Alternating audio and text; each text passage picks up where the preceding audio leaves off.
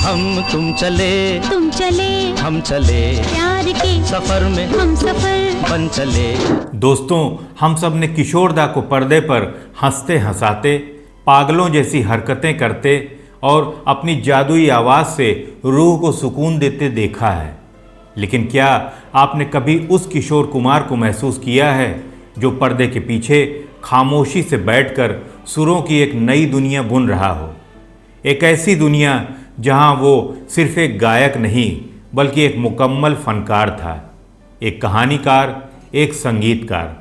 और उसी फिल्म के लिए किशोर दा ने एक ऐसा कैबरे सॉन्ग कंपोज किया था जिसे आशा भोसले जी ने अपनी मखमली आवाज़ से सजाया था। तो आइए आगे देखते हैं कि वो कौन सा कैबरे सॉन्ग था जिसे खुद किशोर दा ने कंपोज किया था। वीडियो को अंत तक ज़रूर देखिएगा और अगर अच्छा लगे तो वीडियो को हाइप करना ना भूलिएगा।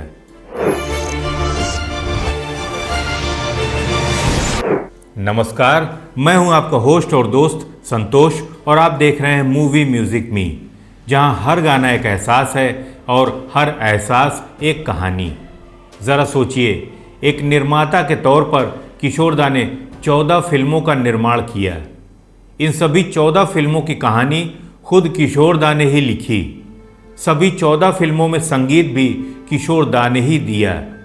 इन 14 में से 5 फिल्मों का स्क्रीन प्ले भी किशोर दा ने ही लिखा और 14 में से 12 फिल्मों का निर्देशन भी किशोर दा ने ही किया। ये अलग बात है कि इनमें से 6 फिल्में कभी भी पूरी नहीं हो सकी। उन 14 में से 2 फिल्मों का निर्देशन उन्होंने खुद नहीं किया। इनमें से एक है फिल्म झुमरू। झुमरू के निर्देशक हैं शंकर मुखर्जी। इस फिल्म में किशोर दा और मधुबाला लीड रोल में थे। झुमरू रिलीज़ हुई और साल 1961 में बहुत सफल भी रही। किशोर दा की बनाई इकलौती ऐसी फिल्म है जिसमें उन्होंने अभिनय तो किया है लेकिन फिल्म का निर्देशन नहीं किया है। इस फिल्म में किशोर दा प्रोड्यूसर होने के अलावा सिर्फ एक संगीतकार और स्टोरी राइटर हैं। ये एक ऐसा अजूबा है जो किशोर दा की पूरी फिल्मोग्राफी में सिर्फ एक बार हुआ है। वक्त का पहिया पीछे घुमाते हैं। साल था 1972। फिल्म आती है ज़मीन आसमान। अब आप चौंकिएगा मत, एक और ज़मीन आसमान बनी थी 1984 में। जी हाँ, संजय दत्त वाली। लेकिन हम बात कर रहे हैं 1972 की उस फिल्म की जिसे किशोर दा के दोस्त ए वीरप्पन ने निर्देशित किया था। फिल्म में सुनील दत्त साहब का रौबदार अंदाज था। खूबसूरत रेखा और प्यारी सी योगिता बाली थी। और हाँ, साथ में थे सदाबहार अशोक कुमार। शायद आपको ना पता हो, ये किशोर दा की बनाई हुई दूसरी ऐसी फिल्म है जिसमें उन्होंने अभिनय नहीं किया। हालांकि ममता की छाँव में भी किशोर दा ने अभिनय नहीं किया था, लेकिन चूंकि उन्होंने ममता की छाँव में को निर्देशित किया है, इसलिए इस फिल्म पर भी किशोर दा की शैली की छाप दिखाई देती है। लेकिन ज़मीन आसमान को किशोर दा ने सिर्फ संगीत और कहानी से सजाया है। इसका निर्देशन ए वीरप्पन ने किया है। अगर आप इस जानकारी को दरकिनार करके फिल्म देखें तो आपको लगेगा ही नहीं कि ये किशोर दा की फिल्म है। इसमें वो अल्हड़पन, वो बेबाकी नहीं थी जो उनकी अपनी निर्देशित फिल्मों जैसे दूर गगन की छाँव में या दूर का राही में झलकती थी। ये फिल्म 70 के दशक की किसी भी आम बॉलीवुड फिल्म की तरह ही लगती थी। एक सीधा साधा ड्रामा जिसमें किशोर दा की प्रेजेंस बस उनकी धुनों में ही महसूस की जा सकती थी। अब बात करते हैं उस जादू की जिसके लिए ये फिल्म आज भी याद की जाती है, इसका संगीत। किशोर दा ने एक संगीतकार के तौर पर इस फिल्म में 6 बेहद खूबसूरत गाने रचे। ये वो वक्त था जब किशोर कुमार की गायकी अपने शिखर पर थी, लेकिन यहाँ उन्होंने एक संगीतकार की जिम्मेदारी भी बखूबी निभाई। 3 गाने उन्होंने खुद गाए।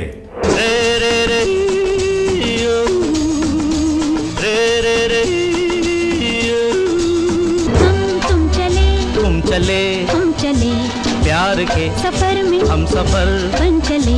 खुदा खुल्लम खुल्ला कहता है रहमतुल्लाह, दुनिया का सा ये दस्तूर हो। आंखें तुम्हारी दो जहां, चल तुम्हारा आसमां। 3 गाने आशा भोसले जी की बेमिसाल आवाज को सौंप दिए। एक रात की है बात, मैं सोई थी अकेली न था संग न सहेली। हम तुम चले हम चले प्यार के सफर में हम सफर बन चले। और एक गाना लता जी ने गाया था। न रोए मेरे दिल यहाँ, तेरा नहीं ये जहाँ। और उसी में से एक गाना ऐसा था जिसने कैबरे की दुनिया में एक नया स्टैंडर्ड सेट कर दिया है। एक ऐसा गाना जो रेखा पर फिल्माया गया और जिसने रेखा के बोल्ड एंड ब्यूटीफुल इमेज को एक नई पहचान दी। आप महसूस कीजिए उस माहौल को, हल्की मध्यम रोशनी, एक कैबरे डांसर और एक ऐसी धुन जो दिल की धड़कनों को तेज कर दे। गीत के बोल लिखे थे इंदिवर साहब ने और संगीत था हमारे प्यारे किशोर दा का। लेकिन आवाज़ थी सुरों की मलिका आशा भोसले जी की। और गाने के बोल थे, किसने यहाँ किसको जाना, किसने यहाँ किसको पहचाना। किसने यहाँ किसको जाना, किसने किसे पहचाना। ये गाना एक कशिश है, एक रहस्य है।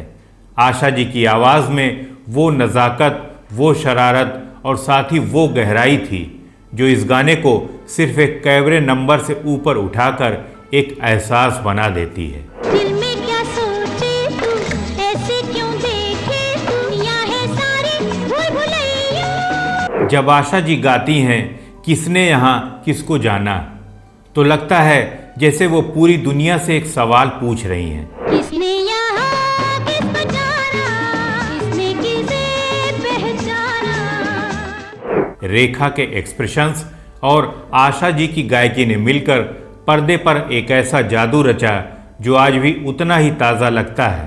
हर दिल यहाँ बेगाना, जाना भी है अनजाना। किशोर कुमार को पता था कि इस धुन के साथ न्याय सिर्फ और सिर्फ आशा जी ही कर सकती हैं।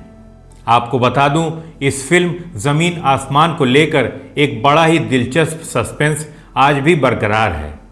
अगर आप विकिपीडिया खंगालें तो वहाँ इस फिल्म के निर्माता की जगह ए वीरप्पन और किशोर कुमार दोनों का ही नाम आता है, जबकि स्टोरी राइटर में किशोर दा का नाम आता है।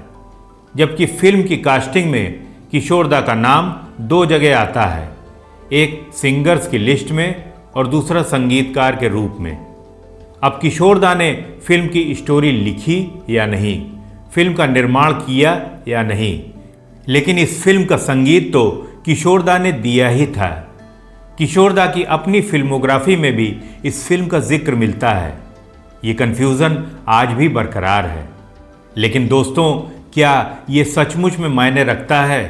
क्या कागज़ पर लिखे नाम उस एहसास से ज़्यादा ज़रूरी हैं जो उस महान कलाकार ने अपनी धुनों के ज़रिए हमारे दिलों में बोया था? चाहे वो निर्माता थे या नहीं, चाहे कहानी उन्होंने लिखी थी या नहीं, पर एक बात तो साफ है, जब आप इस फिल्म का संगीत सुनते हैं, जब आप रेखा को उस कैबरे गीत किसने यहाँ किसको जाना पर थिरकते हुए देखते हैं, तो आपको उस धुन में किशोर दा की रूह ज़रूर नज़र आएगी। तो दोस्तों, ये थी एक अनसुनी दास्तान उस फिल्म की जिसे किशोर दा ने अपनी बहुमुखी प्रतिभा का एक छोटा सा लेकिन नायाब तोहफा दिया था। क्या आपने इससे पहले इस फिल्म का जिक्र सुना था, या ये जादुई गाना किसने यहाँ किसको जाना आपकी पुरानी यादों की किसी दराज में बंद था? ये गाना आपको कैसा लगता है, कमेंट बॉक्स में ज़रूर बताइएगा। और हाँ, अगर आपको हमारी ये कहानी, ये सुरीला सफ़र पसंद आया हो तो इसे लाइक करना, अपने दोस्तों के साथ शेयर करना और मूवी म्यूज़िक मी को सब्सक्राइब करना न भूलें। आपकी एक छोटी सी हाइप हमें ऐसी ही और भी बहुत सारी भूली बिसरी रूहानी कहानियाँ आप तक लाने का हौसला देती हैं। मैं फिर मिलूँगा आपसे एक और सुरमई दास्तान के साथ। तब तक संगीत से जुड़े रहिए और मूवी म्यूज़िक मी देखते रहिए। नमस्कार।